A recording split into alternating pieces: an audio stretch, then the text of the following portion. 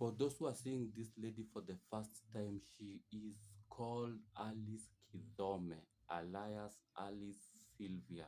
In some social pages, she calls herself Alice Kidome, and in other social pages, she calls herself Alice Sylvia. Now, she appeared on Lynn Ngugi's show exactly 1 year ago, and she was narrating of how she was conned by a friend to the brother, or a friend to a friend to a brother. I don't know. It is a long chain. And she was narrating of how the so-called friends to the brother introduced her to a maize supply business, which never came to pass. It was a con game, and they conned her of the maize, and they ran away with the maize.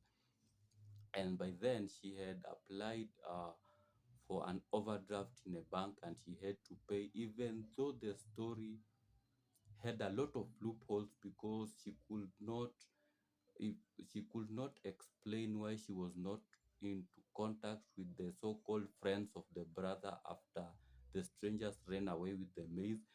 But people sympathized with this lady then, and exactly 1 year down the line, she is back trending, but this time for all the wrong reasons. So, a lady by the name Lois Njogu went on to social media posting and complaining that this lady conned her. And she said that this Sylvia, or rather Kithome, Alice Sylvia, Alice Kithome, they are one and the same person. She was claiming that Alice Kithome made them believe that, okay, she started an online merry-go-round, I don't know, chama, something of the sort.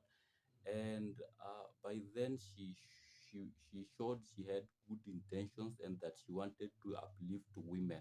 So she was starting this chama, and she introduced several people into it. She enrolled several people into the chama. And this uh Lois Job was one of those people. But somewhere along the line, let's just see how she wrote this. Let's read this. This is how she said in the social post. Happy New Year, fam. Alerting people of one con by the name Alice Sylvia. She put up a post on Instagram on 7th August on a chama. My friend and I inquired. She indicated that she was on a mission to empower women financially. She proceeded to mention that she had an existing investment group. She then shared a WhatsApp link to which we joined to learn more. We meet at Eastlands Hotel a few weeks later, about 17 ladies, where she introduced us and other new members to the existing group. We deliberated on the Chama's future. There was no plain sight view. Hold up. There was no plain sight view or even sniff of this being a con. She even told us how she had been conned. We confirmed by checking out the story she mentioned they did with Lynn Ngugi. In between, we had people exit the chama. Wherever she was questioned, she would remove that person from the group and cite those people had personal misunderstanding with her. On 4th October, she posted in the group that we have been extended 3 million to be issued out to members as loans. People proceeded to apply, but then when they were issued with the checks, some bounced. Members raised queries, and that's when we discovered it was a hoax.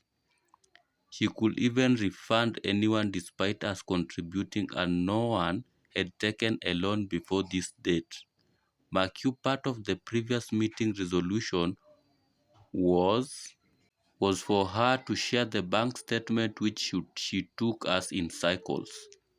Personally, She said we needed to meet for help install an app for access. I told her to just download and send me, which she never did. On the same call, I told her I have resigned and I needed my money back as I won't continue with the chama. She said she'd send me following day. To date, she's never sent me or any of the people that resigned. She switched off her phone. But on WhatsApp, she reads but doesn't respond. I remember one of the ladies that had joined took her to court as she was leaving for the States. That's when she returned the 10K in installments.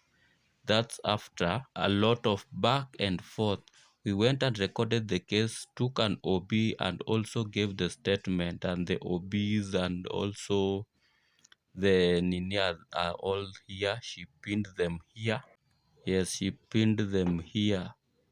M-Pesa and everything as she has just said. And she said just now she has gone on Instagram. She has gone on Instagram to ask for funds, claiming she has been unwell. And with due respect, she should be looked into. So this is the post in question. For those who have seen such a thing, it is one and the same person, and it says, "Hello angels, I have been battling for my dear life. I was diagnosed with a heart disease towards end of last year, and that has really taken a toll on me and my family. I am currently in India undergoing medication, and I am therefore requesting for your financial what? For your financial support towards my medical bill. Also remember me in prayers. My M-Pesa number is 07, it is written there. Name Alice Kidhome. Thank you very much and may God bless you." Now, it's difficult to ascertain whether this is serious or it is the usual con games. So just be careful whenever you meet such kind of things. Treat them with utmost carefulness. And in this Lois Njogu's post, I made some few comments and I picked around two comments. One from Damaris Gachini, I think I pronounced the name right, and the other one from Adiba Desig. So Damaris Gachi says, "This woman conned me 27,400 for perfumes last month. Bado naumwa na hiyo pesa." Now I went to her perfume business Instagram page and comments have been disabled.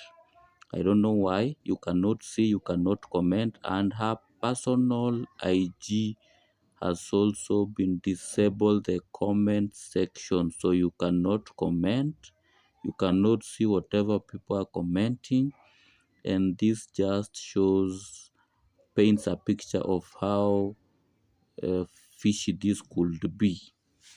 So I will just ask you to always be cautious and careful whenever you are dealing with strangers, more so strangers online. And at this note, I'll have to leave you with a quote from the same person when she was on Lynn Ngugi's show. This is what she said. It's a con.